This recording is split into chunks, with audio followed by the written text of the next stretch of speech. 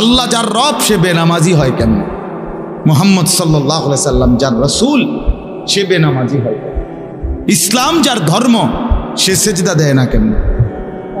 কোরআন যার কিতাব সে কিভাবে আল্লাহর নাফরমান? কি কারণে নষ্ট হয়ে গেল? আহা, কি কারণে বরবাদ হল? ইহুদিদের কাছে আল্লাহ নাজিলকৃত কোনো আসমানি কিতাব এখন নাই, যেটা আছে সেটা বানোয়াটি। খ্রিস্টানদের কাছে আল্লাহ নাজিলকৃত আসমানি কিতাব এখন নাই, এটা তারাও মানে। যেটা আছে সেটা তাদের বানানো। হিন্দুদের কাছে কোনো আসমানি কিতাবে নাই, নাজিলকৃতও নাই, বানাইনাও নাই। যেটা আছে এটা তাদের ব্যক্তির রচিত এবং একাধিক। রামায়ণ, গীতা, বেদ, পুরাণ এগুলো অনেকগুলো। তাইলে পৃথিবীর কারো কাছে নিখুঁত কোনো কিতাব নাই, কারো কাছে নিখুঁত কোনো ধর্ম নাই। মুহাম্মাদুর রাসূলুল্লাহ সাল্লাল্লাহু আলাইহি সাল্লামের মতো রাসূল পূর্ণাঙ্গ নবী, সমস্ত গুণে পূর্ণ বৈশিষ্ট্যমণ্ডিত, সর্বশ্রেষ্ঠ, সব দিকে সব বিবেচনায়, সর্ব অঙ্গে সর্ববিবেচনায় যিনি সর্বশ্রেষ্ঠ, তিনি রাসূল মুহাম্মদ সাল্লাল্লাহু আলাইহি সাল্লাম। অন্য কারো কাছে নাই, আমাদের কাছে সব আছে।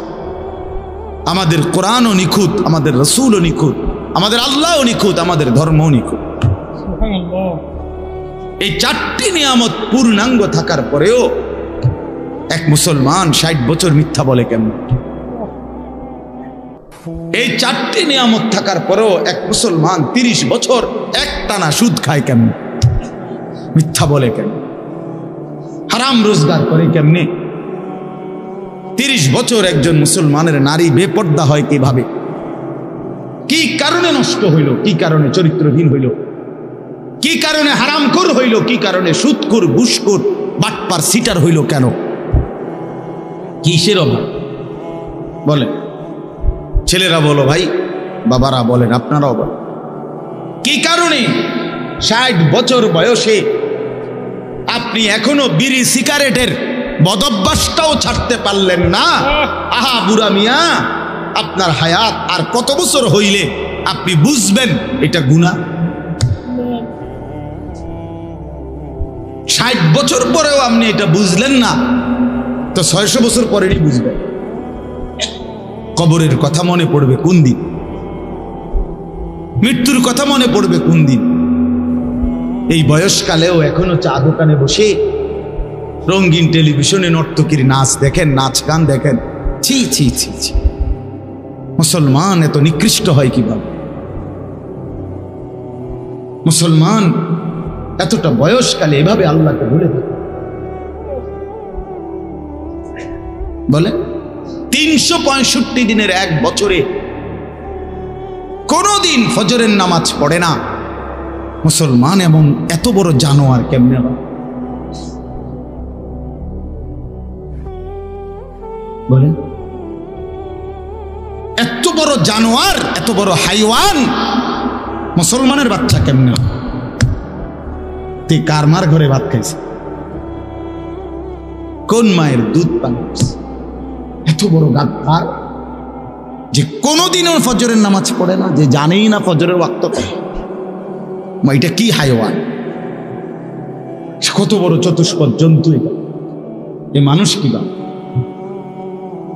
বলে? চাচারা আপনারা বলেন, আপনাদের যাদের ঘরের ছেলেটা মেয়েটা বছরের পর বছর এক ওয়াক্ত নামাজ পড়ে না, এই জানোয়াররে নিয়ে আপনি হাসরের ময়দানে কেমনে দাঁড়াইবেন? এটা সংসার? এটা বুঝি বউ বাচ্চা? এই নাফরমানের পরিচয় দিবেন কিভাবে? কেমনে দাঁড় করাইবেন? কি সংসার করলেন? কার জন্য উপার্জন করলেন? রক্ত পানি করলেন, মাথার ঘাম পায়ে ফেললেন। এই ঘর, এই সংসার, এই খাট, এই পালং, এই সোফা, এই ফার্নিচার, এই ফ্রিজ, এই সমস্ত আসবাবপত্র, জমি জামা এই অসভ্যদের জন্য বানাইলেন। যে একটা সেজদা দেয় না।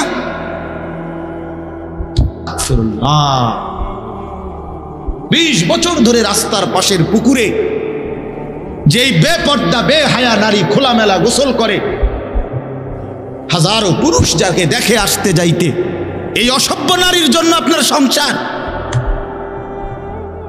এটা মুসলমানের স্ত্রী বলেন, ওরে নিয়ে আখিরাতে কেমনে দাঁড়াবেন? কেমনে দাঁড়াবেন? সেই ঘর কেমনে মুসলমানের ঘর যে ঘরে নামাজ নাই, যে ঘরে সেজদা নাই, যে ঘরের প্রত্যেকের হাতে হাতে মোবাইল, যে ঘরে প্রত্যেক রুমে রুমে সারা রাত ছেলে মেয়ে নারী পুরুষ নাচ গান অস্থির ছবি দেখছে, যে মুসলমান প্রতিদিন ওজনে কম দেয়, প্রতিদিন কাস্টমারকে ঠকায়, প্রতিদিন হারাম রোজগার করে। ও ভাইয়া বলেন, বাবা বলেন, কেমনে দাঁড়াইবেন আখিরাতে? কিভাবে দাঁড়াবো আমরা? অকুল্লুহুম আতিহি ইয়াউমাল কিয়ামাতি ফারদা। রব্বুল আলামিন বলে, তোমাদের প্রত্যেককেই আমি আল্লাহর সামনে একজন একজন করে দাঁড়াইতে হবে, একজন একজন। ওয়ালা ইউসআলু হামীমুন হামীমা ইউবাসসারুনহুম। রব্বুল আলামিন বলেন, প্রত্যেক পরিচিত অপর পরিচিতকে হাসরের ময়দানে সচক্ষে দেখবে, কিন্তু কেউ কাউকে কিছুই জিজ্ঞেস করবে না। মা বাবাকে দেখবে, বাবা মাকে দেখবে, স্বামী স্ত্রীকে দেখবে, স্ত্রী স্বামীকে দেখবে, মা সন্তানকে দেখবে, সন্তান মাকে দেখবে, বাবা ছেলেদেরকে দেখবে, মেয়েকে দেখবে, ছেলে মেয়ে বাবাকে দেখবে, এলাকার বন্ধুরা স্বজনরা একজন আরেকজনকে দেখবে হাসরের ময়দানে। আমরা মনে করেন আপনারা এখানকার মানুষ, এই যে আপনারা এখন এনে মোটামুটি আপনারা যদি পরিচয় নেন তো একজন আরেকজনকে চিনবেন মোটামুটি, ঠিক না?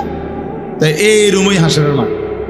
এমন না যে আমার এই ইটালির মানুষের লোকে ঘাড় করাবো না, হেরার লোক আমার ঘাড় করাবো, কিন্তু আমি কি হেরবো এলাকার মানুষ না?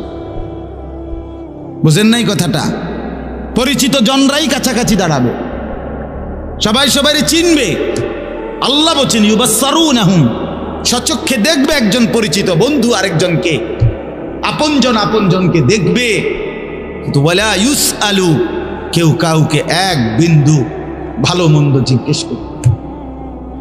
ইব্রাহিম আলাইহিস সালাম ইসমাইলকে ডাক দিবেন, নবীজি বলছেন। ইয়াকুব আলাইহিস সালাম ইউসুফ আলাইহিস সালামকে ডাক দিবেন, ডাক দিবেন কেউ না কেউ।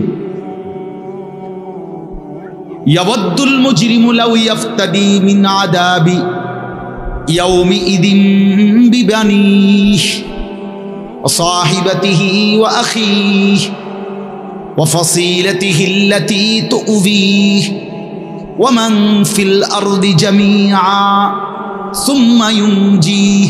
সাংঘাতিক কথা এটা। আল্লাহ বলে, হাসরের ময়দানের ভয়ানক দৃশ্য দেখে নাফরমান পাপী বলবে আল্লাহকে, আল্লাহ আজকে এই হাসরের ময়দানে আমার সন্তান যারা তাদেরকে জাহান্নামে দিয়ে দেন, আমার স্ত্রীকে জাহান্নামে দিয়ে দেন, আমার ভাই বোনদেরকে জাহান্নামে দিয়ে দেন, আমার পাড়া পড়শিকে জাহান্নামে দিয়ে দেন, আমার এই পৃথিবীর সমস্ত মানুষকে জাহান্নামে দিয়ে দেন, তারপরও বিনিময়ে আমারে বাঁচায়। সুম্মা ইউনজিহি, আল্লাহ বলবেন কাল্লা, না না ফরমান, কখনোই এটা হবে না। তোমার বিনিময়ে গোটা দুনিয়া দিলেও লাভ নাই, শাস্তি তোমাকেই ভোগ করতে হবে। ইন্নাহা লাযা, আল্লাহ বলেন এটা জাহান্নামের লেলিহান আগুন। নাজ্জাতাল লিশ-শাওয়া, জাহান্নামে যখন ফেলবে না ফরমান, প্রথম সেকেন্ডেই শরীর থেকে চামড়াটা খসায়া ফেলবে, খুলে ফেলবে, গলে গলে পড়ে যাবে। নাজ্জাতাল লিশ-শাওয়া তাদউ মান আদবারা ওয়া তাওয়াল্লা। আল্লাহ বলে জাহান্নাম থেকে যে পলায়ন করতে চাইবে আড়াল হইতে চাইবে, জাহান্নাম নিজে তাই না তার ধরে নিয়ে আসবে। এদিকে আয় নাফরমান, এদিকে, ওদিকে কই যাস গাদ্দার। তখন সেজদা দিতে বলছে, দিলি না কেন?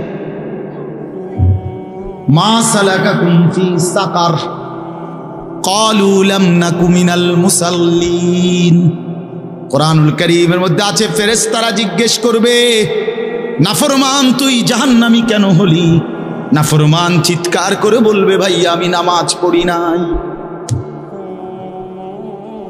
খোদার কসম, কোরআনের আয়াত প্রথম জবাব দিবে এটা, ক্বালু লাম নাকু মিনাল মুসাল্লিন, আমি নামাজ পড়ি না। কি ভাবছেন হ্যাঁ ছেলেরা, বাবারা আপনারা কি ভাবছেন? কার লাগে কি কামাই করে? কি আশ্চর্য মুসলমান! আপন ছেলে 16 বছর, 18 বছর, 20 বছর এক ওয়াক্ত নামাজ পড়ে না, সারাদিন মোবাইল টিপে। এবারটা এই অসভ্যের জন্য এবারটা সুদে টাকা লইয়া, কিস্তিতে টাকা নিয়া, এরপরে এই অসভ্য সন্তানকে বিদেশ পাঠায়। কারে পাঠাইলেন বিদেশ? কার লাইয়া নিজে হারাম নিলেন? এই নাফরমানের জন্য? হ্যাঁ, ওই আপনার কি আখিরাতের কি উপকার দিবে? কথা বলেন না কেন? কি উপকার দিবে? হয়তো আমার চোখের সামনেই একটা সেজদা দেয় না, চোখের আড়ালে গেলে কি সেজদা দিবেন? কার জন্য সুদে টাকা নিলেন? কার জন্য নিজের জাহান্নামটা বরাদ্দ করে নিলেন? কার জন্য নিজের কবরটা বরবাদ করে দিলেন? আস্তাগফিরুল্লাহ, আস্তাগফির। হায় মুসলমান, কোন দিন বুঝবেন? কোন দিন বুঝবেন আপনারা? কতবার বললে বুঝবেন আলেমদের কথা? কতবার? রাসূলুল্লাহ সাল্লাল্লাহু আলাইহি সাল্লাম বলছেন, কোরআনের আয়াত শোনায় শোনায় উম্মত, আল্লাহ তাআলা কোরআনে বলছে, তোমরা যারা সুদ ছাড়ো নাই, তোমরা আমি আল্লাহর সাথে যুদ্ধের ঘোষণা শোনো, আমি তোমাদের সাথে যুদ্ধ নামলাম। মনে রাখো না ফরমান, সুদখোর, তুমি আমি আল্লাহর সাথে যুদ্ধ করলা, আর আমার সাথে যুদ্ধ করে কেউ টিকবা না, আমি আসাদ দিয়া জাহান্নামে ছুঁড়ে মারব। মনে রাখিস গাদ্দার, আমি বলছিলাম তোকে আমি হালাল দিয়ে রিজিক দিতে পারবো, তুই আমারে বৃদ্ধাঙ্গুলি দেখাইয়া বলছিস আল্লাহ আপনি পারতেন না হালাল দিয়া। আমি বাটফারি না করলে আমার সংসার চলবে না, আমি ওজনে কম না দিলে আমার সংসার চলবে না, আমি সুদ না নিলে, কিস্তি না নিলে আমার বউ বাচ্চা না খাইয়া মরবো। আমনে বাদ দেন, আপনি অন্য লোকের চিন্তা করেন, আমি আমারটা বুঝবো। কি নাই তো কি চাচা বলেন, নাই তো কি? আপনি কি বুঝাইতে চাইলেন? না তো আল্লাহকে এটা বুঝাইতে চান নাই? আল্লাহ আমারটা আমি দেখি।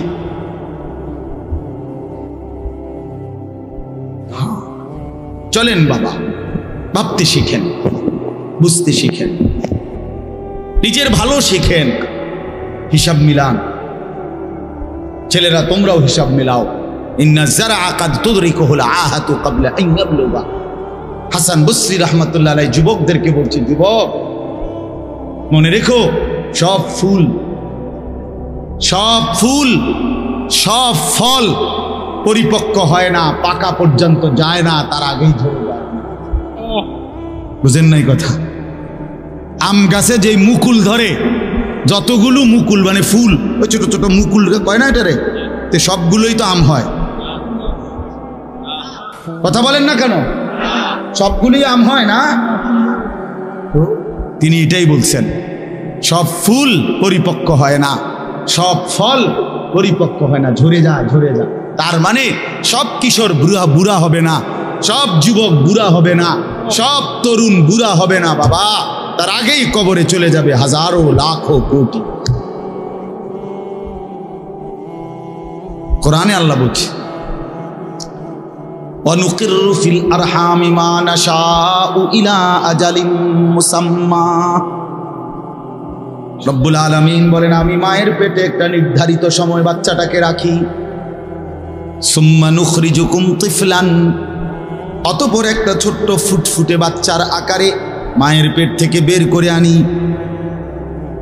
সুম্মা লিতাবলুগু আশুদ্দাকুম, অতঃপর আমি আল্লাহ সেই বাচ্চাটার শরীরের মধ্যে শক্তি দিতে থাকি, আস্তে আস্তে তাকে সামনের দিকে আগাইতে থাকি। কিশোর, তরুণ, যুবক, মাঝবয়সী, বৃদ্ধ, দুর্বল, এভাবে সামনের দিকে নেই।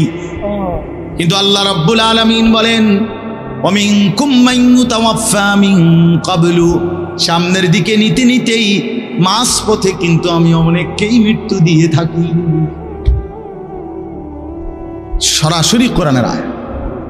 ওয়ামিনকুম মান ইউরাদ্দু ইলা আরযালিল উমর, আবার অনেককেই আমি আল্লাহ একেবারে বৃদ্ধের শেষ বয়স পর্যন্ত পৌঁছাইয়া থাকি, কিন্তু সবাইকে না। সবাইকে কথা বলেন না কেন? কমপক্ষে যদি এতটুকু নিশ্চয়তা থাকতো যে মৃত্যু হবে নিশ্চিত, তবে 60-এর পরে, তাইলেও তো একটা কথা আছে। মৃত্যু হবে নিশ্চিত, তবে 50-এর পরে, মৃত্যু হবে নিশ্চিত, তবে 40-এর পরে। এরকম নিশ্চয়তাও কি আছে কি বাবা? ছেলেরা বলো ভাই, আছে কি এমন? তো কেন তামাশা করছো? তুমি স্বীকার করলেও মরে যাবা, স্বীকার না করলেও মরে যাবা। চোখ বন্ধ রাখলেও কবরে যাইতে হবে, চোখ খোলা রাখলেও কবরে যাইতে হবে। কি বলে? রাজপ্রাসাদের মানুষটাও মরে যাবে, কুড়ে ঘরের মানুষটাও মরে যাবে। সুখের খাবার যার মুখে সেও মরে যাবে, ভিক্ষার থালা যার হাতে সেও মরে যাবে। যাবে না? তো যেটা নিশ্চিত অনিবার্য বাস্তবতা, যেই মৃত্যুকে আড়াল করার, অস্বীকার করার, পাশ কাটার কোনোই ব্যবস্থা নাই, কোনোই ব্যবস্থা নাই। না না ক্ষমতা দেখাইয়া, না কাইন্দা কাইটা, কোনো সিস্টেম নেই। ক্ষমতা দিয়েও মৃত্যুকে ঠেকানো যাবে না, কাইন্দা কাইটাও কি করা যাবে না মৃত্যুকে।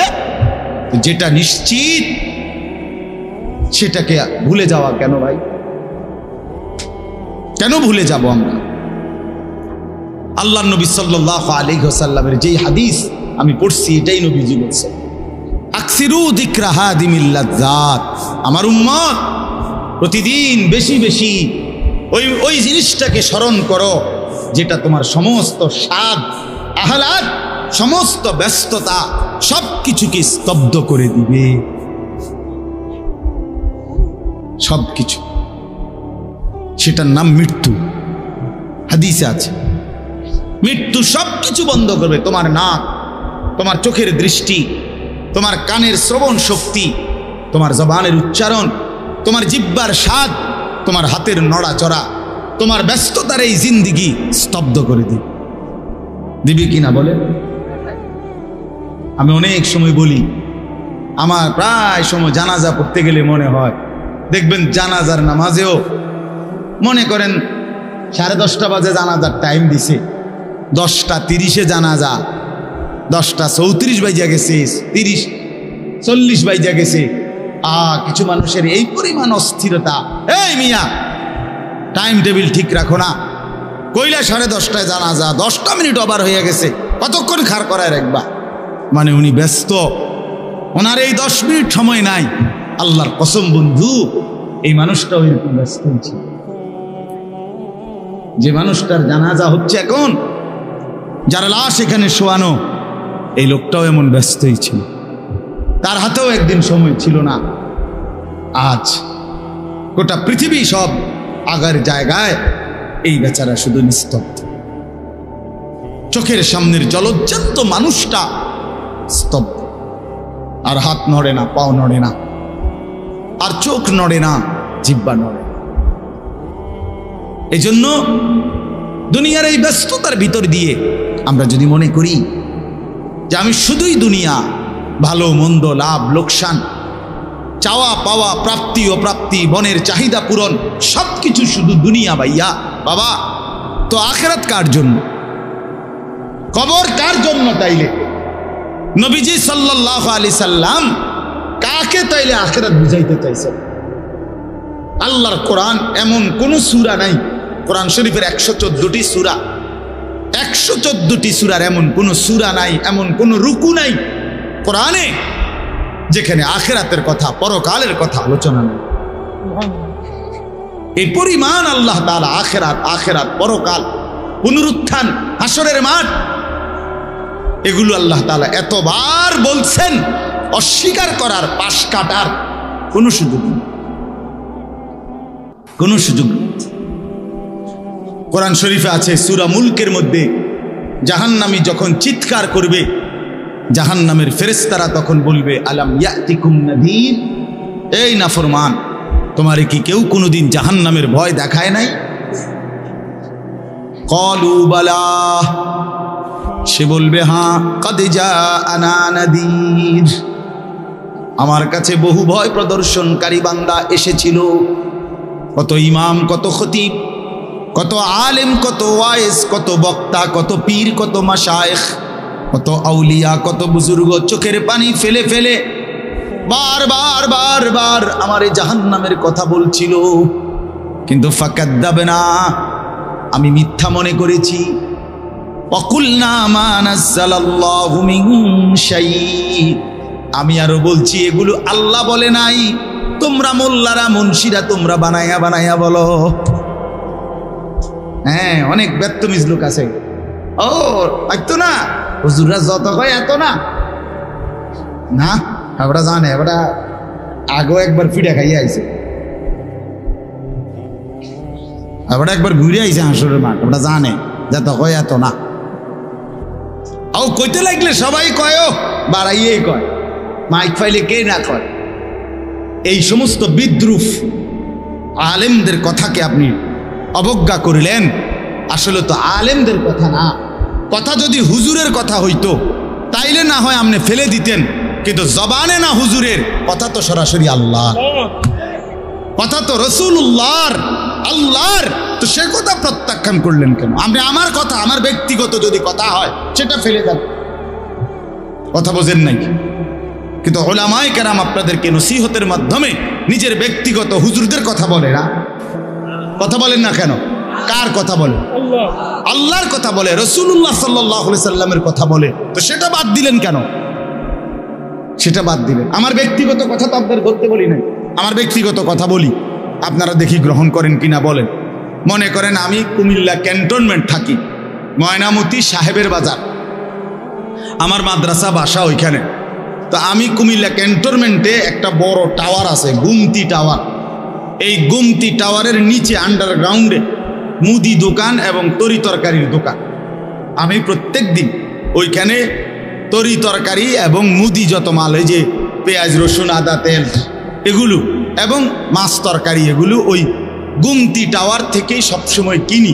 আপনারাও সবাই নিয়ত করেন ইনশাআল্লাহ এখন থেকে সবাই কুমিল্লা ক্যান্টনমেন্ট গুমতি টাওয়ার থেকেই তরকারি এবং চাল ডাল তেল কিনবেন, বলেন ইনশাআল্লাহ।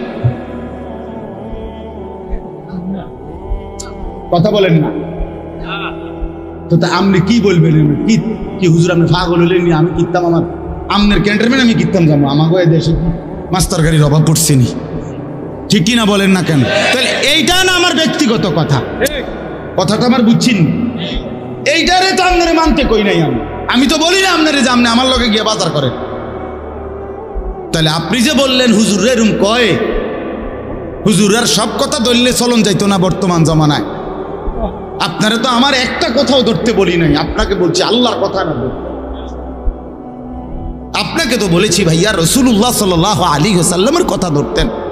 আল্লাহর কথা ফিরায় দেয় কেমনে? নবীর কথা ফিরায় দেয়, বলেন বাবা। মেহেরবানি করে এই জন্য বুঝতে শিখেন, বুঝতে শিখেন। তিনটা জিনিস আমাদের মধ্যে লাজেম থাকা চাই। এক হলো তাওহীদ, দুই হলো রিসালাত, তিন হলো আখিরাত। এই তিন জিনিস ভুলে গেলে মুসলমান হয় না।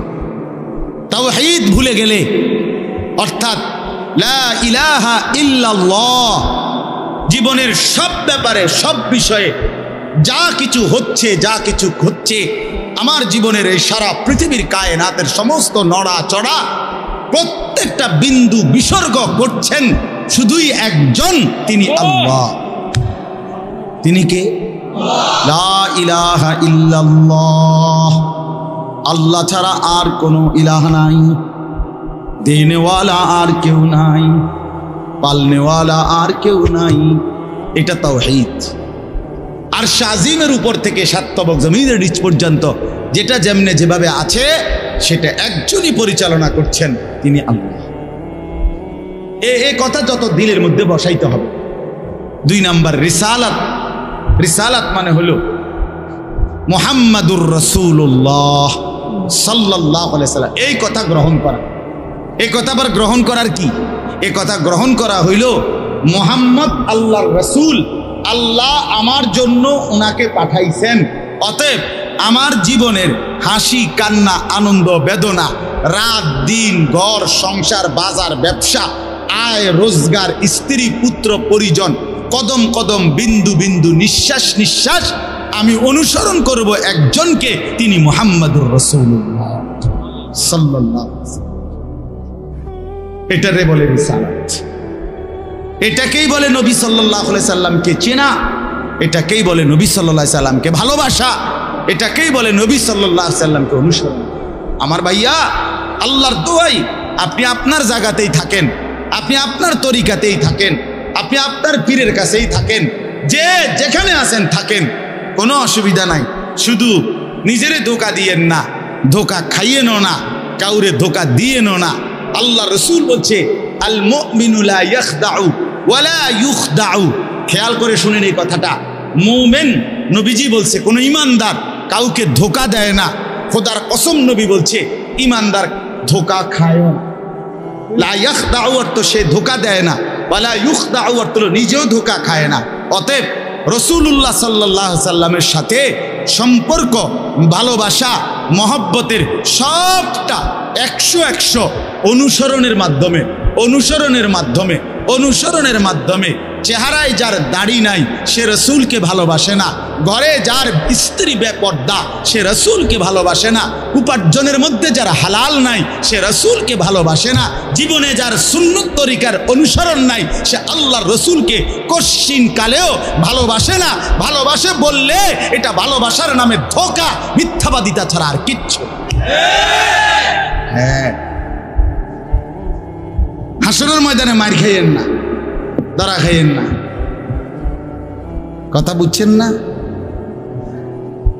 এখানে গাছ জোর দেখাইয়া হয়তো আমনে চিৎকার দিয়া হুঙ্কার দিয়া এই কইয়া সেই কইয়া খাইয়া দাইয়া বিরানিয়ে খিচুড়িয়ে মিল্লা পার হইয়া গেলেন আর কি। কিন্তু কবর আখেরাত এত সুজা। আখেরাত হাসরের মাঠ, মামুর বাড়ি না। হাসরের মাঠ নানার বাড়ি না, আমনের চাচার শ্বশুর বাড়ি না। হাসরের মাঠ সেই মাঠ ১৬ লক্ষ আম্বিয়া, আদম থেকে মুহাম্মদ সাল্লাল্লাহু আলাইহি সাল্লাম পর্যন্ত সমস্ত নবী রাসূল যে মাঠের ভয়ে আল্লাহর কাছে দিবানিশি কাঁদছেন, সেই মাঠের নাম হাসরের মাঠ। সব নবী, সব নবী আল্লাহর কাছে হাসরের মাঠের ব্যাপারে দোয়া করছে। আমাদের নবী সাল্লাল্লাহু আলাইহি সাল্লাম পর্যন্ত যার কোনো গুনাহ নাই, যিনি নিষ্পাপ, সেই নবীজি পর্যন্ত 5 ওয়াক্ত নামাজের পরে সব আলেমদেরকে জিজ্ঞাসা করেন, নবীজি নিয়মিত 5 ওয়াক্ত নামাজের পরে দোয়া করতেন, আল্লাহুম্মা হাসিবনি হিসাবান ইয়াসীরা। আল্লাহ, হাসরের মাঠে আমার ভয় লাগে, আপনি আমি মুহাম্মদের, আপনার বন্ধুর হাসরের মাঠের হিসাব সহজ করে দিন। নিজের ব্যাপারে বলছেন। এই জন্য বাপ রাগ হইয়েন না। 1 নম্বরে তাওহীদ, কলিজার ভিতরে ঈমান মজবুত করতে হবে।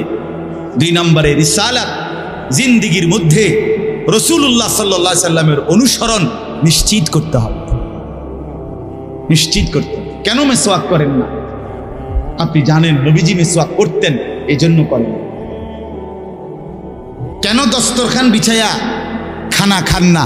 আপনি জানেন, শুনছেন যে নবীজি সাল্লাল্লাহু আলাইহি সাল্লাম দস্তরখান বিছায়া সমান জায়গায় খানা খাইতেন, এই জন্য আপনি ইচ্ছা করে এটা বিছান না।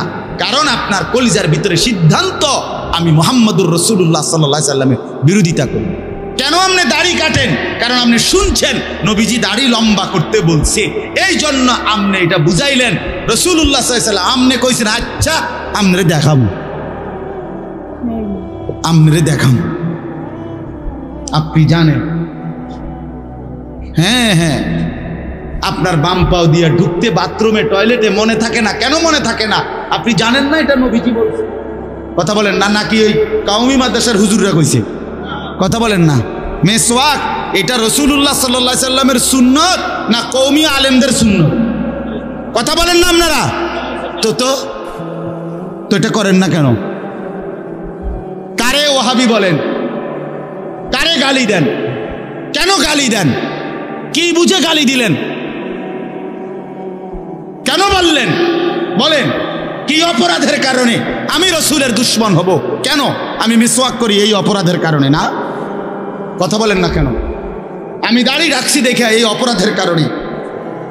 কোন আমার স্ত্রী পর্দানশীল, আমার মেয়ে পর্দা করে, আমার ঘরে টেলিভিশন নাই, আমার রোজগারের মধ্যে আমি হারাম করার চেষ্টা করি না, তো সব ক্ষেত্রে রাসূলুল্লাহ সাল্লাল্লাহু আলাইহি সাল্লামের সুন্নাতের উপরে চলার চেষ্টা করলাম, তো আমি রাসূলের দুশমন কেন হলাম? আমি বুঝাইলাম, আমি বলতে মানে আপনি যে কোনো একজন আলেমে দ্বীনকে আপনি কেন নবীর দুশমন বলবেন? এত বড় জুলুম কেন করেন? এত বড় কেন জুলুম করেন বাবা? চা দোকানে বসে একজন আলেমের বদনাম করলেন, আপনি আন্দাজ করলেন একজন আলেমের ইলমের কদর কত? আমরা কিতাবে স্পষ্ট পড়ছি সারা পৃথিবীর ইমানদারের সমস্ত বন্দিগি আর আল্লাহর রাস্তায় জিহাদ, এই দুইটার পার্থক্য কদ্দুর।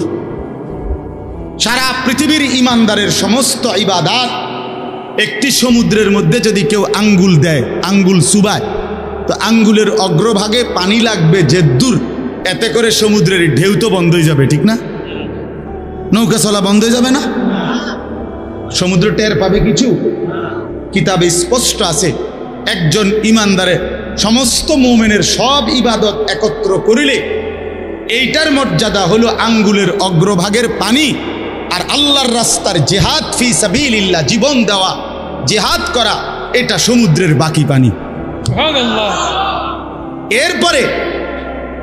এরপরে লিখছে যে সমস্ত ইবাদত এবং আল্লাহর রাস্তার যুদ্ধ এইটাও এবার একসাথ করেন, এই সবটা এবার ইবাদত এবং কি জিহাদ সবটা একত্র করিলে আঙ্গুলের অগ্রভাগের পানি, খোদার কসম, আল্লাহর কসম, এলেম, কোরআন সুন্নাহর এলেম, এইটা সমুদ্রের বাকি।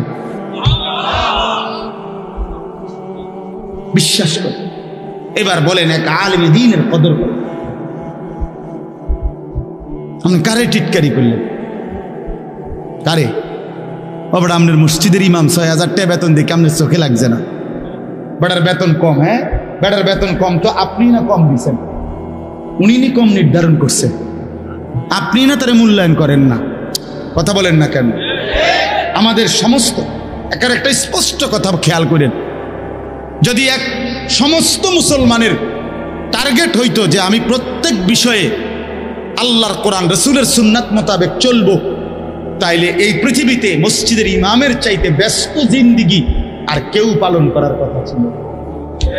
মহল্লার সমস্ত মানুষের ঈমান, ইসলাম, আখিরাতের সমস্ত দিক নির্দেশনা সারাক্ষণ ওনাকে দিতে হইতো, তখন ওনার কদরও হইতো অনেক, তখন ওনার বেতনও হইতো অনেক, ওনার হাদিয়াও হইতো অনেক। কিন্তু আমাদের কলিজার ভিতরে আখিরাত লাগে না মনে হইছে, কোরআন তিলাওয়াত লাগে না, রাসূলের সুন্নাত লাগে না, মেয়ের বিয়েটার মধ্যে নবীর সুন্নাত কি এটা জানার দরকার নাই, ছেলের বিয়েটার মধ্যে নবীর সুন্নাত কি এটা জানার দরকার নাই। ওই হদ্দার মাতব্বর মিল্লা তারা ঠিক করছে বিয়েটার মধ্যে চেয়ার হইব 200, টেবিল হইব মোট 30টা, গেট হইব একটা 70,000 টাকা দামের গেট, হাইয়েস্ট গাড়ি যাব 60টা, প্রত্যেকটার মধ্যে বেড়া বেড়ি মিল্লা বইব 14 জন, তো 5টার মধ্যে 5, 14, 70 জন।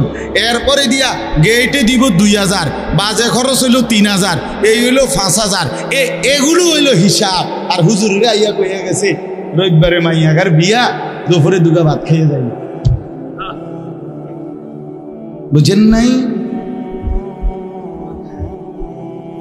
কিন্তু যদি সে জানতো যে রাসূলুল্লাহ সাল্লাল্লাহু আলাইহি সাল্লামের 4টা মেয়ে নবী বিয়ে দিছেন, আমি সেভাবে রাসূলের মেয়ে যেভাবে বিয়ে দিছেন আমি আমার কন্যাকে সেভাবে বিয়ে দেব, তাইলে তো ইমাম সাহেবের কাছে উনি আগে আসতো, ঠিক কিনা বলে?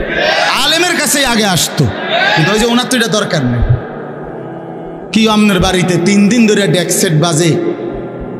হ্যাঁ হুজুর আসলে কিতা করব, শরম দিয়ে না, ফোলাইনে আউশ করছে, ফোলাইনে শখ করছে।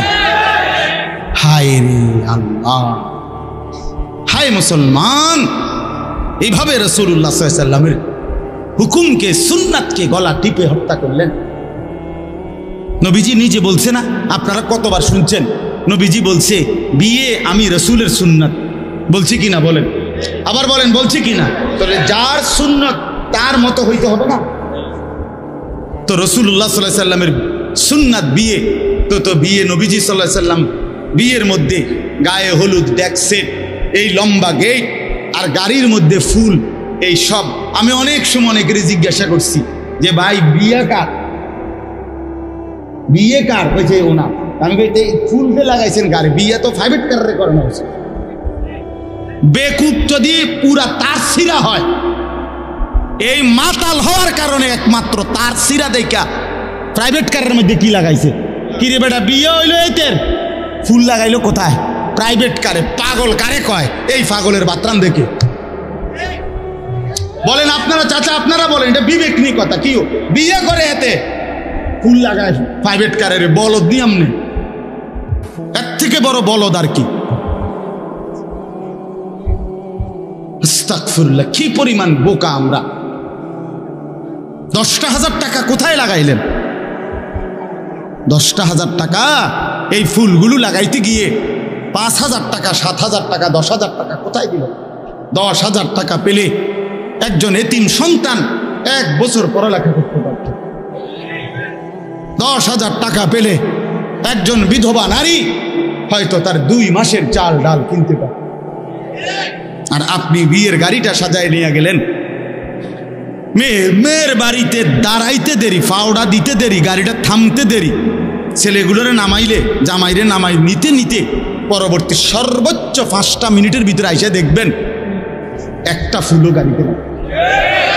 এত বড় বেউকুফ যেটা আমার 5টা মিনিট টিকলো না, আমি কার জন্য সাজাই? কার জন্য সাজাই?